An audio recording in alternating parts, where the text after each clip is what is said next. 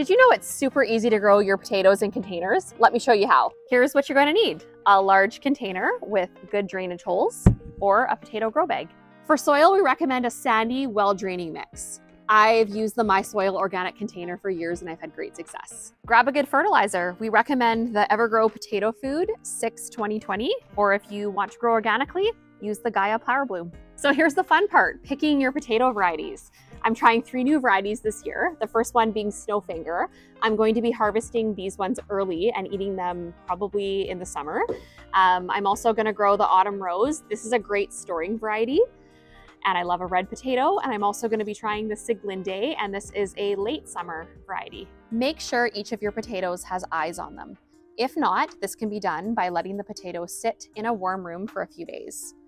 These are all quite small potatoes, but if you have large potatoes with quite a few eyes on them, you can cut them in half and let them callus over for a few days. Just make sure that each piece has about 2 to 3 to 4 eyes on them.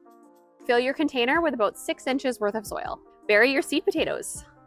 So I'm gonna put about 4 of them in a pot this size, and I'm just gonna make sure that the eyes are facing up, and I'm just gonna bury them in there, a few inches under the soil, and cover that up.